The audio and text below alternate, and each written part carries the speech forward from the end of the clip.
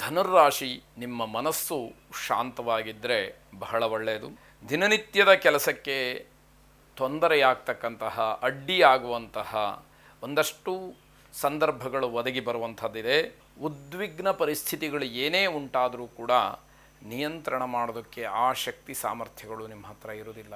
ಕೇವಲ ದುಃಖ ಪಡಬೇಕಾದ್ದು, ಕಣ್ಣೀರು ಹಾಕಬೇಕಾದ್ದು, ನೋವನ್ನು ಅನುಭವಿಸಬೇಕಾದಷ್ಟೇ ನಿಮ್ಮ ಪಾಲಿಗೆ ಆಗುವಂಥದ್ದಾಗತ್ತೆ.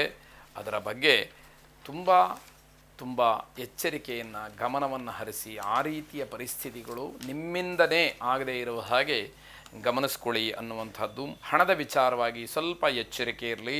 ದಿನಗೂಲಿ ನೌಕರರಿಗೆ ತೊಂದರೆಯಾಗ್ತಕ್ಕಂತಹ ಸೂಚನೆ. ಪ್ರೇಮಿಗಳಿಗೆ ಮಾತ್ರ ತುಂಬ ಒಳ್ಳೆಯ ದಿವಸ. ಧನಲಕ್ಷ್ಮಿಯನ್ನು ಪ್ರಾರ್ಥನೆ ಮಾಡಿ, ಆ ಮಹಾಲಕ್ಷ್ಮಿಯ ಅನುಗ್ರಹದಿಂದ ಹಣಕಾಸಿನ ವಿಚಾರದಲ್ಲಿ ಇರತಕ್ಕಂತಹ ಗೊಂದಲಗಳು, ತೊಂದರೆಗಳು ನಿವಾರಣೆಯಾಗಲಿ. ಶುಭವಾಗಿ. ಮಕರ ರಾಶಿ, ಈ ದಿವಸ ಉತ್ತಮವಾದಂತಹ ಯಾವುದೇ ಕೆಲಸಕ್ಕೆ ಕೈ ಹಾಕಿದರೂ ಕೂಡ ನಿಮಗೆ ಯಶಸ್ಸು ಅನ್ನುವಂಥದ್ದಿದೆ. ನಿಮ್ಮ ಬಿಡುವಿಲ್ಲದೆ ಇರತಕ್ಕಂತಹ ಕೆಲಸವನ್ನು ನೋಡಿ ಸ್ನೇಹಿತರು, ಬಂಧುಗಳು ಸಂತೋಷ ಪಡ್ತಾರೆ. ಕೈ ತುಂಬ ಕೆಲಸ ಇದೆ ಅಂತ ಹೇಳಿ ಆನಂದ ಪಡ್ತಾರೆ ಎನ್ನುವಂತಹ ಅರ್ಥ. ನೀವು ತುಂಬ ಒತ್ತಡಗಳಿಂದ ಅಥವಾ ಬೇರೆ ಬೇರೆ ಕೆಲಸಗಳ ಒಂದು ವಿಚಾರದಿಂದ ಬ್ಯುಸಿಯಾಗಿರ್ತೀರಿ ಅನ್ನುವಂಥದ್ದನ್ನು ಇಲ್ಲಿ ಗಮನಿಸ್ಕೊಳ್ಬೇಕು. ಸರ್ಕಾರಿ ನೌಕರರಿಗೆ ಬಡ್ತಿ ಸಿಕ್ಕುವಂತಹ ದಿವಸವಾಗುತ್ತೆ. ನಿಮ್ಮ ವೃತ್ತಿಯಲ್ಲಿ ಅಥವಾ ಉದ್ಯೋಗದಲ್ಲಿ ಕಗ್ಗಂಟಾಗಿರತಕ್ಕಂತಹ ವಿಷಯ ಏನಿದೆ ಅಥವಾ ಸಮಸ್ಯೆಗಳು ಏನಾರು ಇದ್ದರೆ ಅದು ಸುಲಭವಾಗಿ ನಿವಾರಣೆಯಾಗತಕ್ಕಂತಹ ದಿವಸ ಇದು ಅಂತ ಹೇಳಬೇಕಾದಂಥದ್ದು. ಪರಶುರಾಮನನ್ನು ವಿಶೇಷವಾಗಿ ಪ್ರಾರ್ಥನೆ ಮಾಡಿ. ಶುಭವಾಗಿ.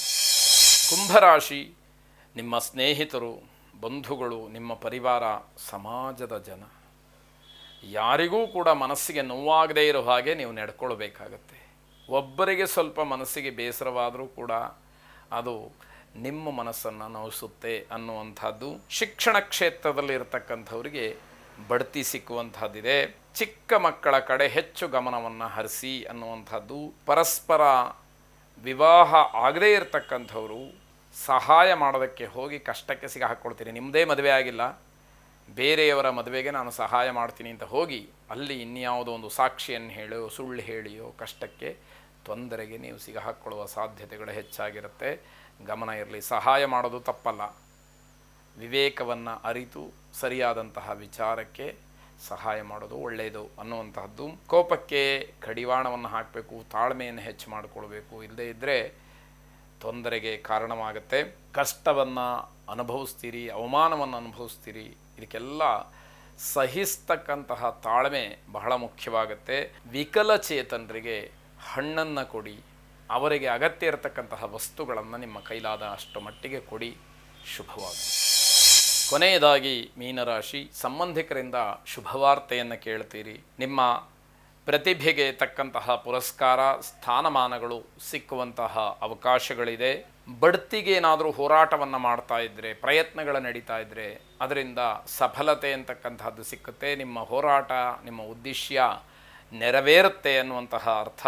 ಸಂಘ ಸಂಸ್ಥೆಗಳು, ಮಾಧ್ಯಮ ಇತ್ಯಾದಿಗಳಲ್ಲಿ ಕೆಲಸ ಮಾಡ್ತಕ್ಕಂಥವ್ರಿಗೆ ಉತ್ತಮವಾದಂತಹ ಫಲ, ಸ್ಥಾನಮಾನಗಳು ಸಿಕ್ಕುವಂಥದ್ದು. ಗೌರವ ಹೆಚ್ಚಾಗ್ತಕ್ಕಂತಹ, ಜವಾಬ್ದಾರಿಗಳು ಹೆಚ್ಚಾಗ್ತಕ್ಕಂತಹ ಸನ್ನಿವೇಶಗಳು ಒದಗಿ ಬರುತ್ತೆ. ಆರ್ಥಿಕವಾಗಿ ಎಲ್ಲ ರೀತಿಯಿಂದಲೂ ಕೂಡ ಅನುಕೂಲ ಇದೆ. ವೃತ್ತಿಯ ನಿಮಿತ್ತವಾಗಿ, ಉದ್ಯೋಗದ ನಿಮಿತ್ತವಾಗಿ ವಿದೇಶದ ಪ್ರಯಾಣದ ವಿಚಾರ ಮುನ್ನೆಲೆಗೆ ಬರುತ್ತೆ. ಅದರ ಬಗ್ಗೆ ಚರ್ಚೆಗಳು ನಡೆಯುವಂತಹ ಸಾಧ್ಯತೆಗಳಿರುತ್ತೆ. ಪಶು ಪಕ್ಷಿಗಳಿಗೆ, ಮೂಕ ಪ್ರಾಣಿಗಳಿಗೆ ಆಹಾರವನ್ನು ನೀಡಿ, ಪ್ರಾಣಿಗಳ ಬಗ್ಗೆ ದಯೆಯನ್ನು ತೋರಿಸಿ. ಶುಭವಾಗಿ.